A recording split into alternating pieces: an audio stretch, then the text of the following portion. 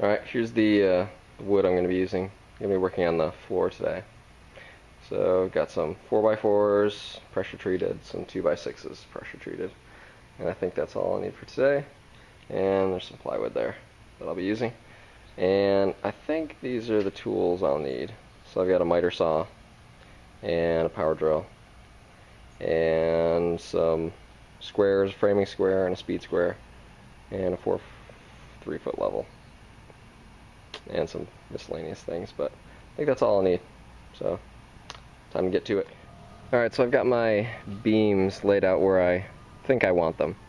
So I've got them going down that way. So one beam per 3 piers. And I laid it out this way just because there's more room to drill the holes this way than if I were to go that way with the beams. And so you see, try to get them squared up, I set up this line that goes from this bolt down to that one, and I'm measuring an equal distance from the string to the end of this post, so that they'll all be relatively at the same position on this side, on the right side, so that on the left side they'll all be at about the same position there too. So, okay, so I have leveled the 4x4s out, and that's what we have. So that took a little while, but it's worth it. Don't want an unlevel shed, and so I think these things are going to be a problem now. Probably gonna have to cut those and then make little notches in the 2x6s that's gonna sit on top of here. But oh well, I think it'll be okay. Level. Look at that. Anyway, so I'm gonna start putting the 2x6s up there to make the floor. Alright, so I've got all my wood cut for the floor, or the subfloor. These are all 2x6x12s. So these pieces that piece that's facing me right now is 12 feet long. And in order to make a 12x12 box, those cross members need to be 11 feet 9 inches. I also got it squared up, which is very important for your floor. Because if you don't have a square floor, then none of your measurements are going to work out very well. And everybody on YouTube says, make sure your diagonals are the same distance. And what they really mean is use the Pythagorean theorem. So you take this big box and you make 2 triangles out of it. You just draw an imaginary line from there to there. And since it's a 12x12 box, you do 12 squared plus 12 squared equals some unknown number squared. So you take 144 squared plus 144 squared, and you take the square root of that, and you get the diagonal measurement that you're supposed to have. And for this one, it turns out to be 203 inches and about 3/4 of an inch. And I got roughly that, so I'm happy. So now I'm gonna, these are connected here, got those screwed in, and I've got this tacked in place.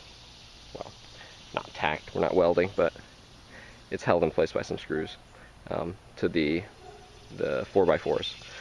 So now I'm going to be using these handy little things that I drew. Those are my 16-inch on center markings. So I'm just going to center up this board with that mark and screw it in. So do that with all these boards, then I should have a subfloor. I think that's about it for now, so I'm just going to go screw those in, then I'll start putting plywood on top.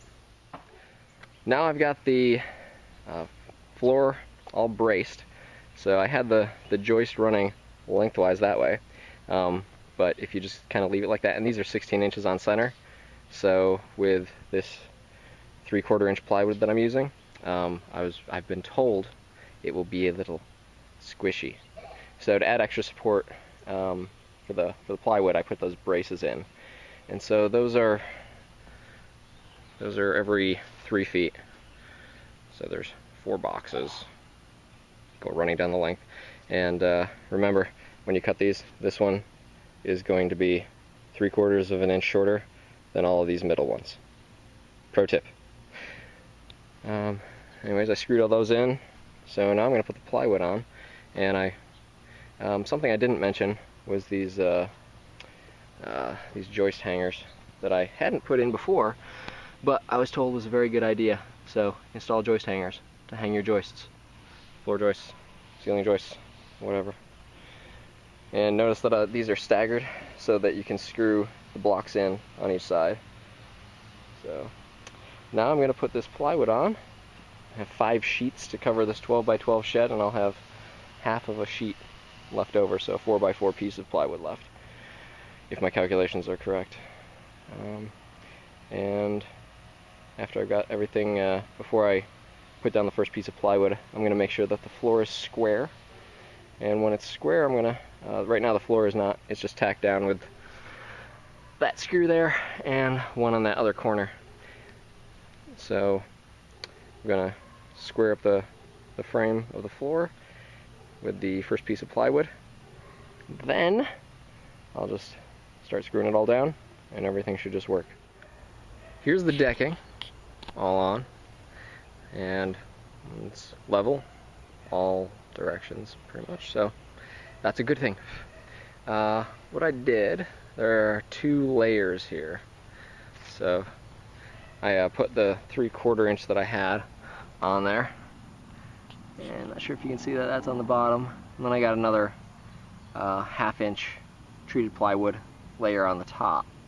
And the reason for that was the 3/4 inch wasn't as firm as I would have liked, but that's all taken care of now.